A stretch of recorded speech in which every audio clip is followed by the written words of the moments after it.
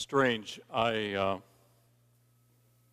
am thinking today of that John Wesley comment at Aldersgate where he felt his heart strangely warmed. For me, for some reason, this last time I am preaching at the opening chapel, I find my heart strangely nervous. And it is an honor and a joy once more to be with you. So let's try this. Welcome, benvenidos, aloha, 환영합니다. Was it close? Good. Karibu, welcome, welcome. There are new students with us today. If you're enrolling this semester for the first time, would you please stand and let us welcome you?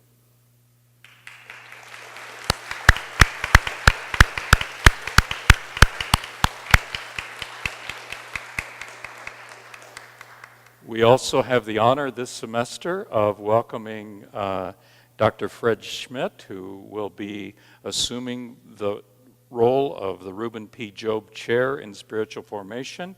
Next week at this hour, we will be installing Dr. Schmidt in that chair. Fred, would you please stand and let us welcome you?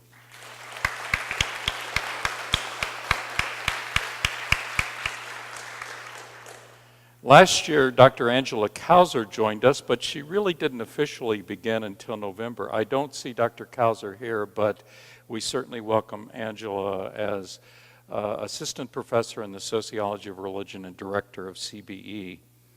I also want to mention Mr. Dale McLean has joined us this summer as the new vice president for business affairs and chief financial officer.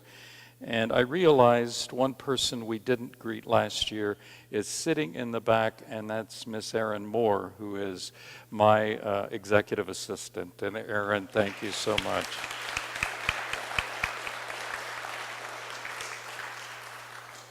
And welcome to all of you who are returning faculty and students and members of the staff. I won't ask you to stand, but welcome.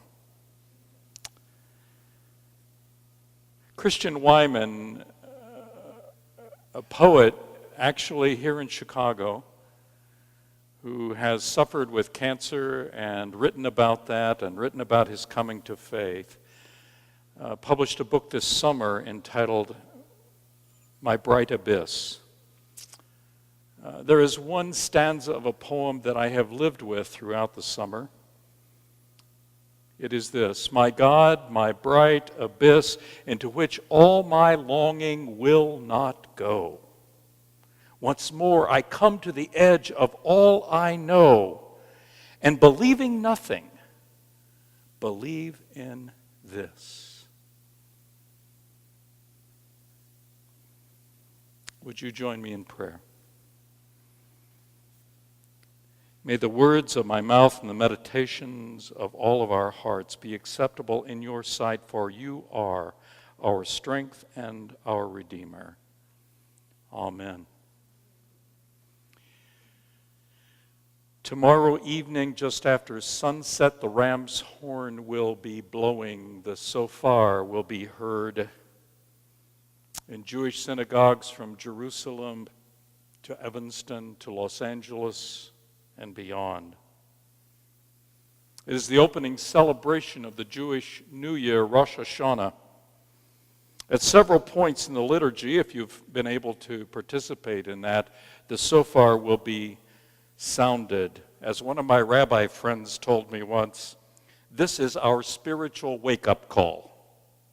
It is the sound that brings us back to our senses, back to an awareness that our lives are not the center of all things. Each of the texts we heard for today might be best heard if accompanied by a shofar. Each text calls for fundamental change. Each text, a change of heart or mind or behavior, a spiritual wake-up call. Several years ago, I was preach in a church as a visiting pastor over 3 weekends, and it was prearranged even before I got there that we would be working on the text from Jeremiah, the 18th chapter. So the services were held and the preparation was made. In the chancel, there was a potter's wheel and clay along with the potter, and this woman worked as I tried to preach. It was really she preached a much better sermon than I, as she took the clay and formed it, and as we let it dry, and then as it was broken, and then that very same clay was reformed again. There was renewal, even as she seemed to understand better than I the text. The potter who, quote, reworked it into a vessel that now seemed good. And then there is this passage from Philemon. What a difficult passage that is, a case study in reconciliation and transformation. And while this letter has been misused in history as a justification of slavery, it's clear, to me at least, that beneath the flattery of the Apostle Paul, who calls himself a prisoner of Christ, a fellow laborer, a companion, a friend, Onesimus, to whom the letter is directed, is being asked for a more radical change than simply the releasing of a slave. It's interesting to note that biblical scholars suggest that Onesimus may have been a bishop in the church of Colossae. So it goes with bishops. Be that as it may, the spiritual wake-up call is clear in this text. It is about reconciliation, transformation, a new way the world is to be understood. And this all brings us to the easy text of Luke 14. If anyone comes to me and does not hate father and mother, his wife and children, his brother and sisters, yes, even his own life, he cannot be my disciple. Wait a minute. I thought the 10 Commandments taught us that we're to honor father and mother, and thus we will thrive in the land. I think what's coming here is another request for change, another need for the shofar to be sounded. Jesus is saying, will you be an admirer or a disciple? Will you follow the parade of folks who enjoy the carnival around my itinerant preaching, or will you be a disciple? If a disciple, it will cost you. It will cost you all you love and all that you have. The danger of discipleship is that change is required. As Eugene Peterson puts it in the Message, simply put, if you're not willing to take what is dearest to you, whether plans or people, and kiss it goodbye, you cannot be my disciple. Now, there's much interpretation that's gone on around this passage in Luke. Lots of effort to redefine the word hate, for example, or to explain that this is part of Jesus preparing his disciples for his own death and their loss of his presence.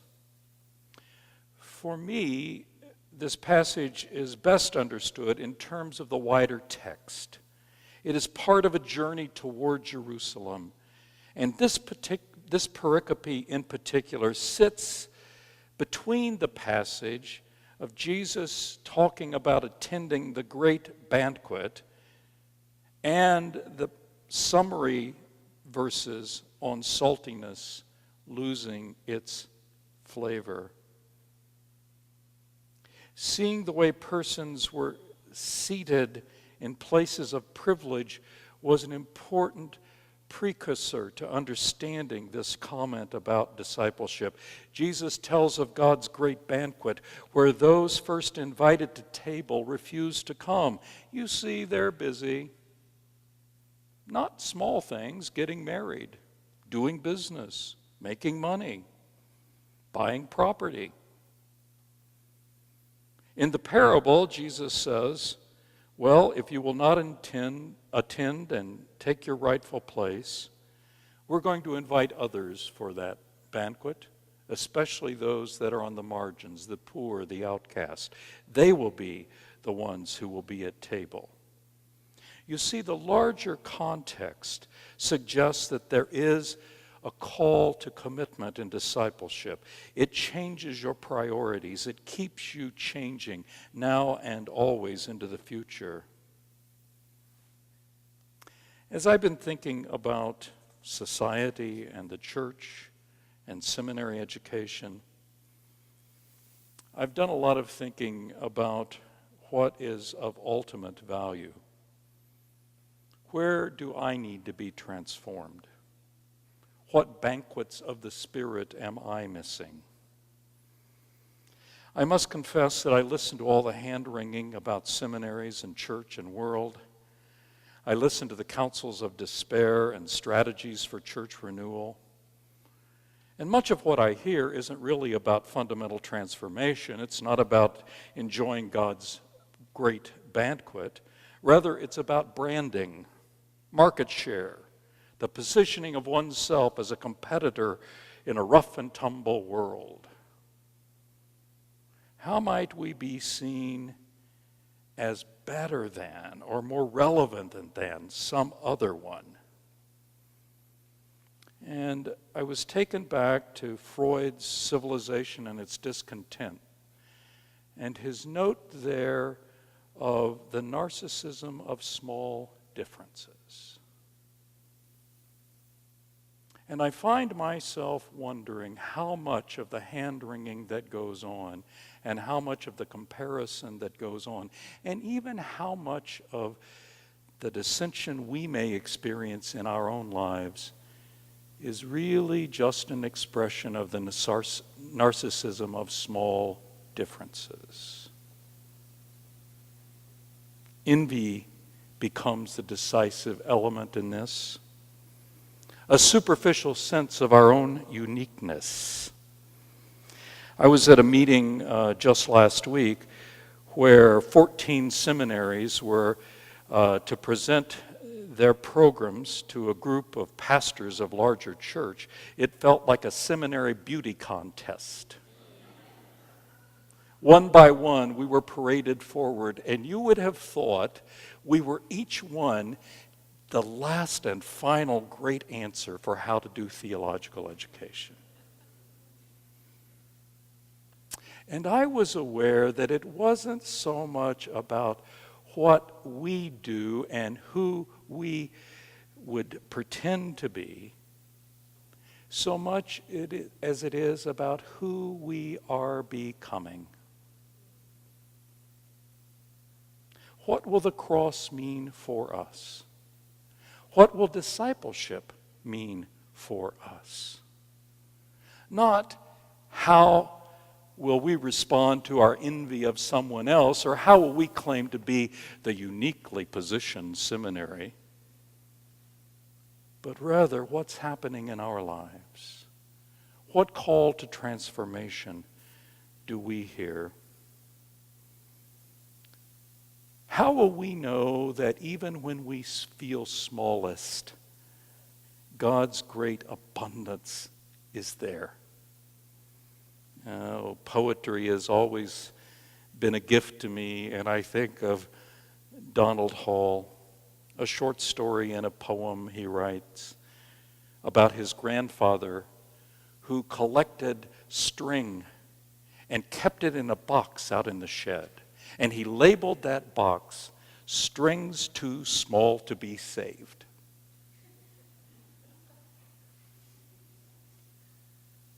And I think of all the ways that God continues to work with us even in our brokenness. The potter wheel continues to turn even in our needing to be reshaped. Our times of envy and our times of thinking we are somehow special all come before God's great gift of transformation and the opportunity to begin again. As I come to my last semester at the seminary, my temptation, of course, is to make a list of all my accomplishments. I confess that I've even spent a little time trying to write these down. As T.S. Eliot said, "These fragments I have shored against my ruins." And it struck me that I had it all wrong. The great order of things is to do more with letting go. Letting go the honor, the positions of authority, rather than trying to accumulate these or count these. I pray that you are here at seminary not only for what you can gain, but to learn what you may need to give up. My friend Ken Miedema has a little song that plays in my head whenever I read these passages in Luke or the banquet in Matthew or any of those poignant passages in Mark. It's a little tune. Finding leads to losing. Losing helps you find. Living leads to dying. But life leaves death behind. Losing leads to finding. That's all that I can say. No one will find life another way. I think that's what Jesus is trying to communicate here. So let me close with this. I want to welcome you to a Pentecost community. I confess that it was in a conversation about branding and about our unique place and how we're over against and better than and all of that Becky Eberhardt and I decided that one of the ways to describe Garrett-Evangelical is as a Pentecost community. I think we are. I don't have time to tell you all the ways I think we are, but I think we are. We don't get it perfectly. We make mistakes. One of the things that's unusual about Pentecost, if you go back and read that second chapter of Acts, it begins with these strange words. I wonder if this has ever been said about any other people in any place. It says, and they were all together and in one place.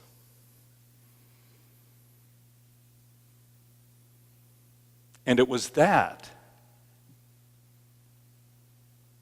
reality that somehow contributed to Pentecost. I was reading the history of this school as told by Horace Greeley Smith in the Sentinel little booklet that he published. And it was there I discovered this. The one organization, he writes, involving all the students is the Dempster League. Appropriately named in honor of the founder of the school. He writes, all students are considered as members, though participation is never unanimous. I welcome you today as members of the Dempster League. All are welcome. Participation is never unanimous. We come from different places, speaking different languages, and yet hearing one another to renewal. I received an email about 3 years ago. I only found it a couple of weeks ago as I was cleaning out my email. It was from a fellow that used to show up at my Thursday morning Bible study when I was a pastor in Bloomington, Indiana. He called himself Ray the Friendly Atheist. And Ray the Friendly Atheist used to come, and he loved nothing better than asking me the hard question. He seemed to enjoy it. He had grown up in the Methodist Church. And in the email, he says, you won't remember me, perhaps. Oh, no, Ray, I remember you. I visited you several times in your office and challenged you on pieces you had written in the local newspaper. I called myself Ray the Friendly Atheist, you may remember. And it was clear that you needed someone like me. I write to tell you that I have recently been baptized. Don't get too proud of yourself. It was nothing you said, no sermon, nothing you wrote. In fact, I have had the same stance of suspicion regarding every preacher before and after you came to this church, even the one who did my baptism recently. A lot of fluff, a lot of positioning, a lot of effort to be important in the community. I wanted you to know that one thing haunted me about your ministry. It was one occasion, you won't remember it, a meal, and you were seated at table with the mayor, the congressman, and other dignitaries. I watched as the room filled, and there was not a place for everyone. Before the meal was served, you went to the door and offered your seat to a young high school woman standing just outside the room. I wanted you to know that's the one act of ministry that you ever did that made a difference in my life.